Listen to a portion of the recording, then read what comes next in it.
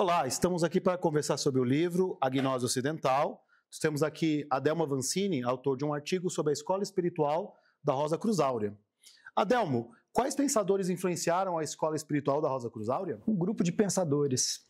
Se nós pensarmos na história da Rosa Cruz Áurea, desde que ela foi fundada até a atualidade, nós podemos dizer que já lá no começo houve a grande influência de um teólogo holandês chamado A.H. de Hartog, que era um teólogo liberal que tinha uma compreensão da vivência religiosa muito mais ampla do que a tradicional.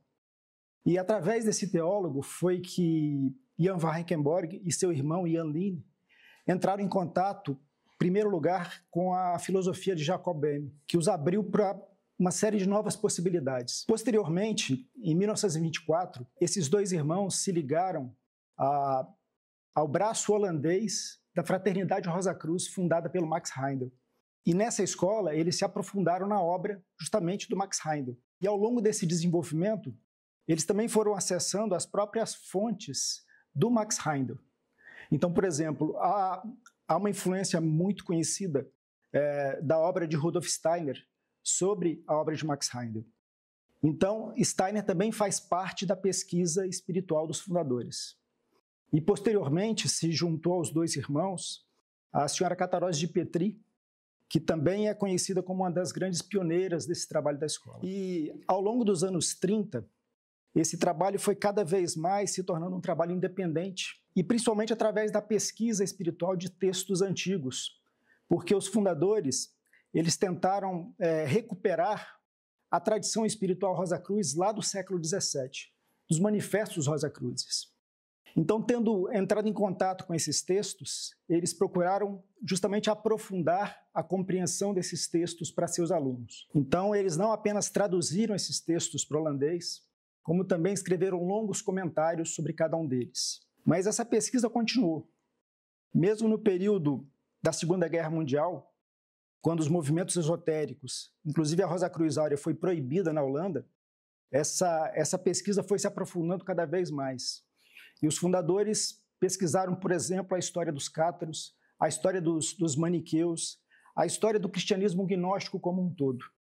Então, quando a Rosa Cruz Áurea apareceu de novo pós-Segunda Guerra Mundial, trouxe uma concepção nova, uma proposta nova de trabalho justamente a partir dessas influências. Um livro que foi lançado na época, O Mistério Iniciático Cristão, o De Gloria Intacta, dá testemunho justamente dessa nova proposta. E a concepção também de que a fonte do ensinamento do cristianismo gnóstico puro estava entre os cátaros do final da Idade Média, fez com que eles se dirigissem ao sul da França e entrassem em contato com essa tradição lá. E, posteriormente, eles entrariam em contato com um pesquisador da história cátara, que é o senhor Antonin Gadal, com quem eles começaram um trabalho de colaboração que durou alguns anos. Então, o trabalho e a obra de Antonin Gadal também foi muito influente sobre os fundadores. E tudo isso, obviamente, dentro de todo um contexto de pesquisa espiritual, de pesquisa esotérica, que abrangia vários outros autores. Então é possível ver na obra dos fundadores a influência da obra de Helena Blavatsky, a influência da obra do próprio Max Heindel, do Rudolf Steiner, da Alice Bailey e vários outros pioneiros do esoterismo do século XX.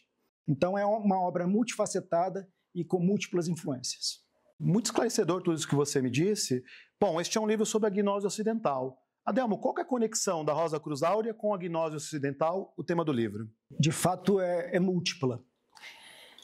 Os próprios fundadores, principalmente para o grupo interno da escola, a denominaram de Jovem Fraternidade Gnóstica. Então, eles consideravam que o trabalho da Rosa Cruz Áurea, na verdade, era a retomada de um trabalho que antigas fraternidades também realizaram. Então, eles consideravam que fraternidades como a Fraternidade dos Cátaros, no final da Idade Média, a Fraternidade dos Maniqueus, o próprio cristianismo gnóstico original, faziam parte de uma linhagem de escolas.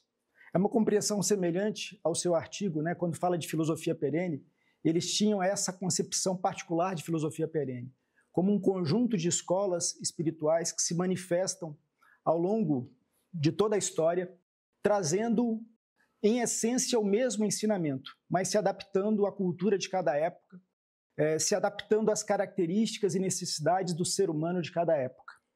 Então, toda a obra dos fundadores traz referências à gnoses. E mesmo a obra escrita deles, nós encontramos, por exemplo, um longo comentário ao Evangelho Gnóstico Pistis Sophia, que era um texto gnóstico, um texto do cristianismo gnóstico original, já disponível na época deles. Então, eles sempre procuraram resgatar essa sabedoria gnóstica. Mas no contexto deles, da mesma forma que no contexto desse livro, gnose não era algo restrito ao cristianismo gnóstico, era algo muito mais amplo. Então, eles faziam referência também, por exemplo, à gnose chinesa, em seus longos comentários ao Tao Te Ching. Eles faziam referência a uma gnose hermética, a uma gnose egípcia, em longos comentários, em 4 volumes, sobre o corpus hermético. Eles comentaram os próprios textos do cristianismo tradicional, mas de uma forma interior, ou seja, de uma forma gnóstica. Como comentamos no início, eles também escreveram longos comentários aos 3 manifestos Rosacruzes do século XVII, e trazendo justamente uma compreensão gnóstica desses textos. Para eles, gnose ou gnosis é um conhecimento interior. É o despertar da centelha espiritual dentro do ser humano, que ilumina a sua consciência e o leva a uma transformação fundamental de consciência.